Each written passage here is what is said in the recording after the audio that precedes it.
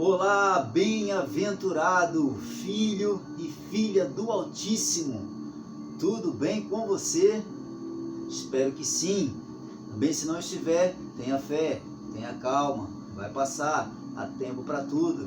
Amigos, graças a Deus, mais uma vez aqui, vamos dar continuidade à leitura de Mateus.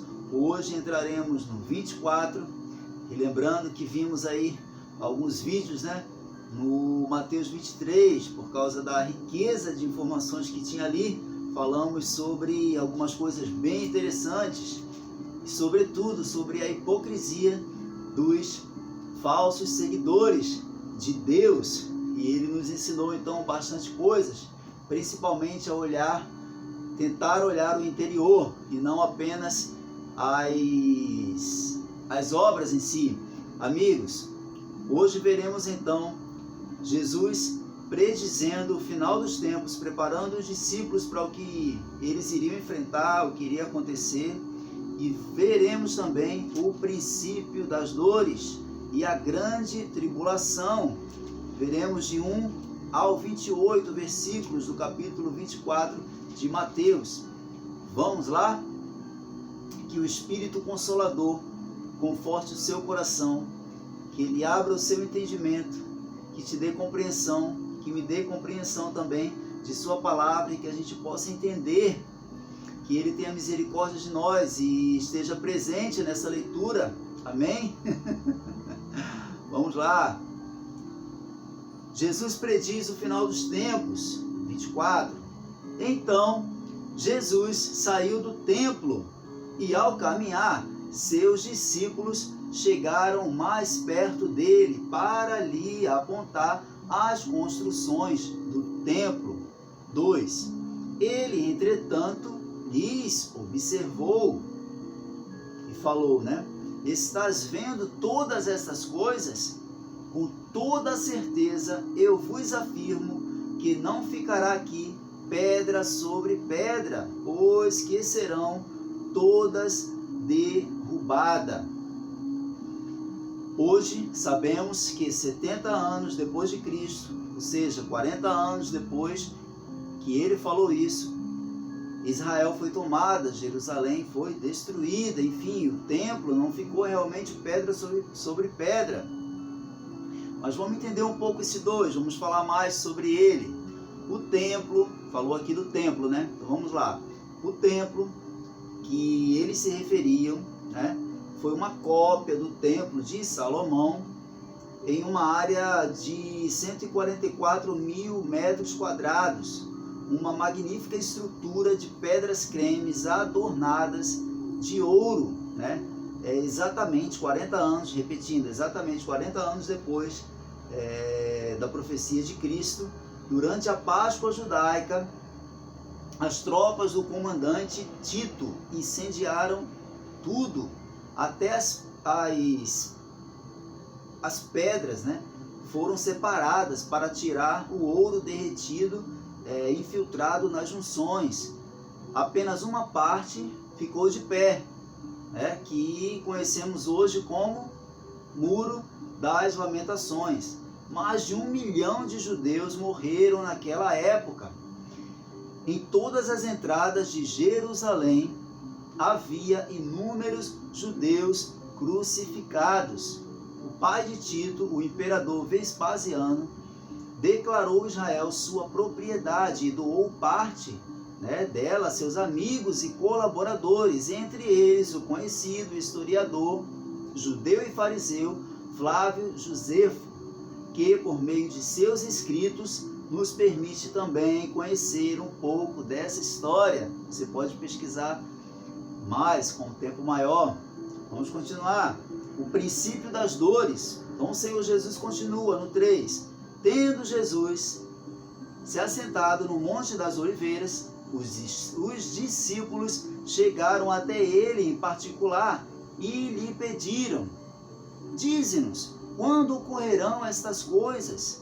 E qual será o sinal da tua vinda e do final dos tempos? Então Jesus lhes revelou: cuidado que ninguém vos seduza. Cuidado que ninguém vos seduza. 5. Pois muitos são os que virão em meu nome, proclamando: eu sou Cristo, e desencaminharão muitas pessoas. 6. E vós ouvireis falar de guerras e rumores de guerra, todavia não vos desespereis. Gravem isso.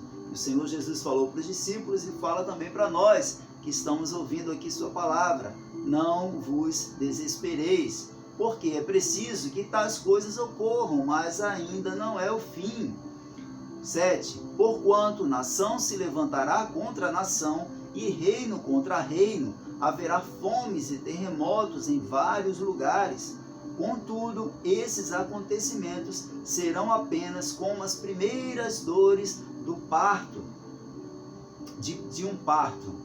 Então ele vos entregarão para serem afligidos e condenados à morte, e sereis odiados por todas as nações por serem meus seguidores.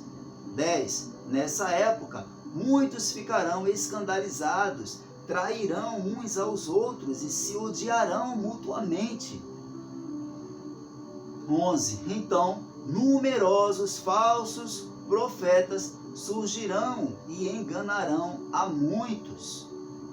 E por causa da multiplicação da maldade, o amor da maioria das pessoas se esfriará. 13. Aquele, porém, que continuar firme até o fim, será salvo. 14. E este evangelho do reino será pregado em todo o mundo habitado, como testemunho a todas as nações. E então chegará o fim. Amigos, o fim, né? Tão temido, um dia chegará. Uma das coisas que o príncipe da paz diz é para não se desesperar, para você não se desesperar, para os discípulos não se desesperarem, e que também há uma salvação para os que continuarem firmes até o fim. Mas firme em quê? Firme em quem? Você pode acreditar no que você quiser, como já falei, porque li, só não consegui saber de quem é o autor ainda. Algumas coisas continuarão sendo verdades, mesmo você não acreditando nelas, né?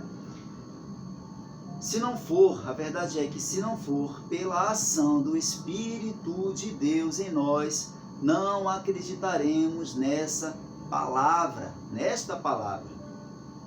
E se ele fez seu coração acreditar, parabéns, ele te escolheu. Não duvide, tudo acabará bem, ainda que não acabe bem, tudo acabará bem. Você entende isso? Continuando, a grande tribulação. 15. E assim, quando virdes a profanação horrível, né, ou abominável da desolação em algumas traduções, quando virdes a profanação horrível da qual falou o profeta Daniel no lugar santo, ao ler o profeta entendereis isso. Está escrito aqui, ao ler o profeta entendereis isso. Em Daniel 9:20, amigos, você pode ver a visão que ele teve, a visão que Daniel teve, esta que o Messias está dizendo referente à destruição de Israel, ocorrida 40 anos depois de sua morte e ressurreição. Tá bom? Só relembrando. 16. Então, os que estiverem na Judéia, fujam para os montes. Quem estiver sobre o telhado de sua casa, não desça para retirar dela coisa alguma. Então o Senhor estava falando aqui orientações, né? Orientações para livramentos daquelas pessoas, né? 18. E aquele que estiver no campo, não volte para pegar sua túnica.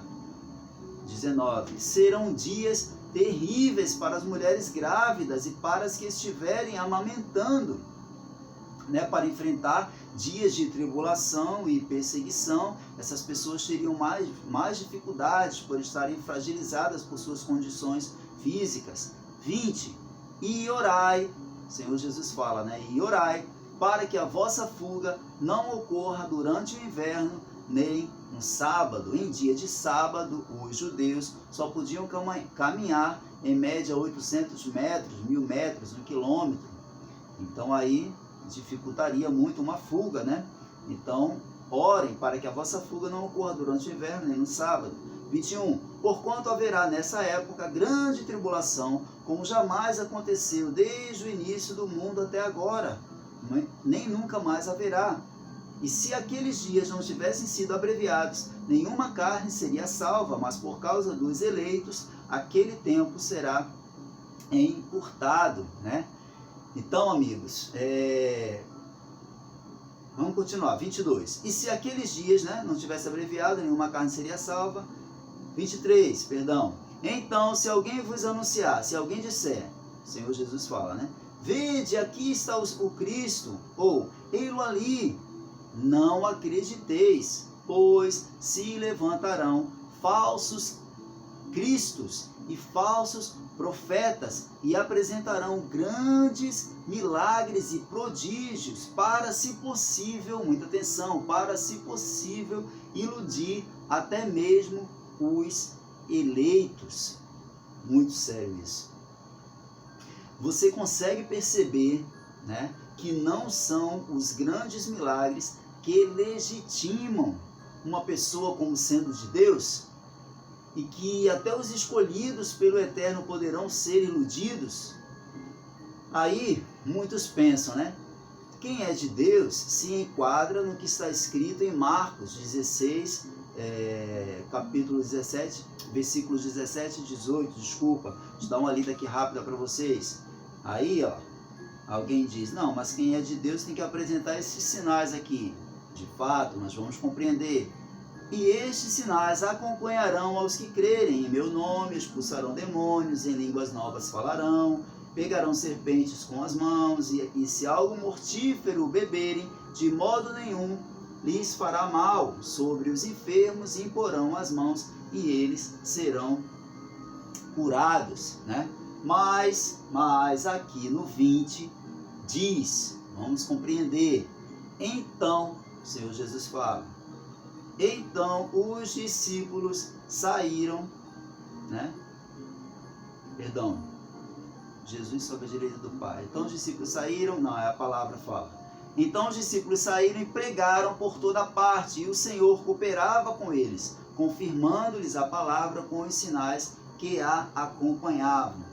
Deixa eu explicar melhor para vocês o que tentei falar até aqui. Amigos, no 20, como vimos, diz que eles pregaram por toda parte e o Senhor confirmava a palavra por meio dos sinais. Ou seja, é a palavra, é o testemunho pessoal, é o conhecimento da palavra de Cristo que vai ser a sua força, a sua rocha, a sua régua para medir os falsos dos verdadeiros, né? Em Êxodo 7, fala que quando Moisés e Arão foram lá convencer, né, Faraó, se apresentaram a Faraó dizendo que o Eu Sou, né, o Deus, teria falado para ele liberar o povo, o que aconteceu? Arão, né, como sinal de que era enviado de Deus, junto com Moisés, jogou seu cajado, né? Arão joga o cajado transforma-se em quê? Em cobra, né? E o que Faraó faz? Chama os sábios, né? Chama os sábios e feiticeiros da corte, né? E também os magos do Egito são chamados por ele, e eles reproduziram o mesmo fenômeno, o mesmo sinal que Moisés e Arão tinham apresentado, né? No final, a cobra de Arão, né? A cobra de Moisés e Arão devorou as deles, né? Engoliu as dele. Amigos, não são os sinais apenas, não se enganem, é a vida, é o testemunho, é a palavra, né? Que faz toda a diferença. Mas vamos continuar. 25. Vede que eu o preanunciei a vós. Portanto, agora sim o Senhor Jesus falando, portanto, se vos disserem, eis que ele está no deserto, não saiais. Ou ainda, ele está ali mesmo, nos cômodos de uma casa, não acrediteis. Pois da mesma maneira como o relâmpago parte do oriente, brilha até o ocidente, até no ocidente, assim também se dará a vinda do Filho do Homem. Filho do Homem, que a palavra se refere a ele, por causa de Daniel, quando teve a visão lá atrás, né? Ele viu seres diferentes, de diferentes formas, e ele viu o Messias, né? O Cristo, e aí ele se referiu, viu um como Filho do Homem. E aí ficou a vinda do Filho do Homem, a vinda do Messias, do Cristo. E aí ele fala, né? Da mesma maneira, repetindo, como o relâmpago parte do oriente, brilha até no ocidente, assim também se dará a vinda do Filho do Homem. O último por hoje, 28. Onde houver um cadáver, aí se reunirão os abutres. Né? Utiliza um antigo provérbio para reafirmar a certeza de que acontecerá a vinda do Filho do Homem, né? Ele mesmo. Porque se é certo que onde tem uma carne podre, onde tem um cadáver, ali se ajuntarão os abutres e urubu, e isso é certo, da mesma forma, quando ele vier, sua vinda não restará dúvida, todo olho verá, assim como o relâmpago sai do oriente, vai para o ocidente, todo mundo vê, assim será a vinda dele, né? Amigos, é isso, que você possa viver, né? Como se a qualquer momento o que ele falou vai se cumprir, né? Ele voltará, ele falou, ele disse, eu creio, creia você também, que ele te ilumine os teus dias, tua família, os teus parentes, teus amigos, tua casa. É a minha oração. Um beijo para você e até a próxima, amigos.